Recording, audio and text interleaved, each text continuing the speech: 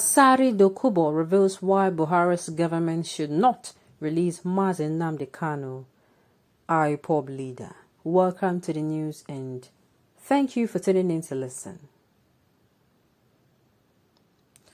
The former Niger Delta militant leader Asari Dokubo has given reasons why Buhari's led federal government should not release the leader of the proscribed indigenous people of Biafra, IPOB, Nnamdi Kanu. While speaking, Asari Dokubo stated that Nnamdi Kanu should not be released because he instigated violence and that his influence made his followers to wreak havoc in the southeast region of the country. Let me say this, there is actually a monster that has come out from this IPOB organization. It started before as a joke and it is now becoming something people now dread. Every Monday is now dreaded. Every day that, for instance, in that particular, in the southeastern region, we heard news that every Mondays they do sit at home. And the people who started is actually the indigenous people of Biafra. So I think people complained and they now started saying reasons. Because apart from the fact that people will not be able to go out to fend for themselves, there are people who will need to get treatment from hospitals. What do you expect them to do? What if somebody has an emergency that Monday? The person ends up giving up the ghost. And it is, believe in me, it is going to leave a scar on the people's minds. So they come up with, okay, you know what? Let's just scrap Mondays. Any day that the leader will be going to court, they said they are not going to be doing any activity. They are going to be, they're going to stay at home to just show their support. But unfortunately, the spirits of that sit at home on Mondays have entered into some people.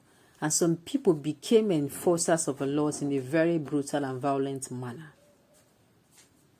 Some people became enforcers of the law. In fact, video clips going around on social media, pictures going around on social media, you are going to be scared for the Southeasterners. You are going to be scared for the Southeasterners. So, a monster has actually been created already. In fact, this monster has grown. The indigenous people of Biafra has come out severally to even say, look, they are not even the one, they are not among. They have told people that they can go about their businesses for some time after they relaxed the sit-at-home order on Mondays. People started going out. But as people went out, is that they are being flogged? Is that they are being beaten? Is that their means of businesses that they throw away people's, as in they go to maybe you are selling food, they pour away that food. They go to where maybe you're a tricycle driver, this keke napep driver. They seize it, they burn it, they flog you. Like, I don't understand. You are somebody who stepped out, maybe for one reason or the other, you just stepped out. My goodness, they will not spare you. So it has become a monster. Even the indigenous people of Biafra, they are threatened. They have even said they're not the one, and people are no longer believing them. Why? Because these people come and what they normally say is, so our leader, I quote, what they say is, our leader is in detention and is in court now, and you are here selling, right? I think recently, the most recent one is actually that they went into a church. And if not for the diplomacy of that particular Reverend Father, because it was a Catholic church, he would have, the only God knew what would have happened. The members of the church even left him. People he was, conducting the service with, they left. They ran.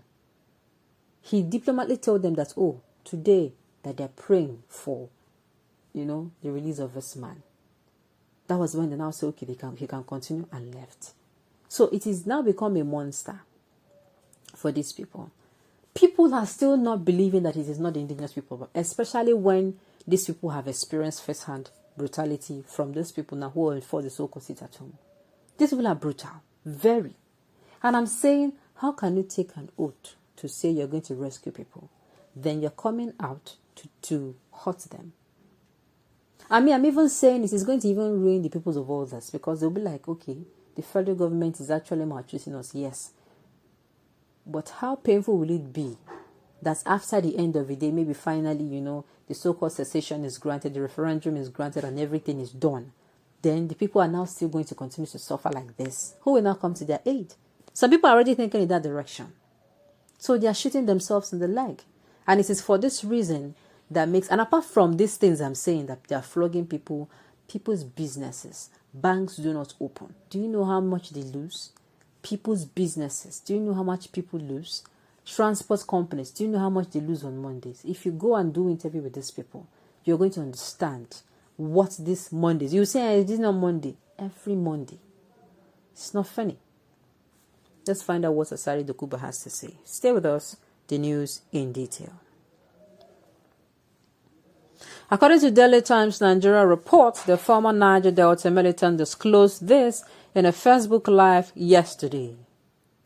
Speaking further, Asari Dokubo stated that his Kanu followers would take crystal methamphetamine, then eat people's flesh, yet they want Nnamdi Kanu to be forgiven and released. He further claimed that Kanu's followers often kidnap traditional rulers, put gun inside their mouth just because they are people who are not allowing Biafra to come. Asari Dokubo proven to be a strong critic of the leader of the indigenous people of Biafra. And with the way things are going presently, it seems like he's not going to stop soon. What is your take on Asari Dokubo's claims about Nnamdi Kanu?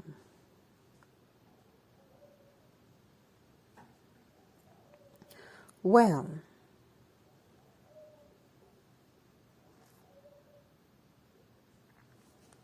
who killed Asari Dokubo and his groups when they were killing Nigeria security forces? Repentant Boko Haram insurgents, bandits, herdsmen who are killing Nigerians, raping women and children. How many Asari Dokubo and his governor brothers has passed death warrant on his head? Trouble. You are making trouble with Nnamdi Kanu. And it's a trouble with all Igbos all over the world. I have seen that you're prepared for the Igbos this time, and the Igbos should not take this your threat lightly. Should anything happen to Mazi Nnamdi Kanu, this is indeed the household enemies to Igbos. After Asari Dokubo killed all the Igbos in Obibo, he has still got to keep talking rubbish against the Igbos. He's looking for a very big trouble. Sooner or later, he's going to get it. Get yourself or themselves away from his struggles if you are not following. It's not funny. If Kanu is released, it remains that government has vindicated his brainwashed, jobless followers who have been saying that Kanu did not commit any offense in spite of his inciting and subversive utterances via Radio Biafra. At the end of the day, there is nothing Ndabuski will do. Violence is not a solution. I've said it before. Call these people together. Listen to them. Hear them talk. Forget all these hateful words. Let everyone come together. I say everyone. I don't mean the indigenous people of Biafra alone. This fight they are fighting for is not for only, if you look at what's the genesis of this fight, it is still equity, justice, and fairness that concerns all citizens of Nigeria. Okay, on this note, we have come to the end of the news. We say thank you for tuning in to listen. Until I come your way next time, enjoy the rest of your day.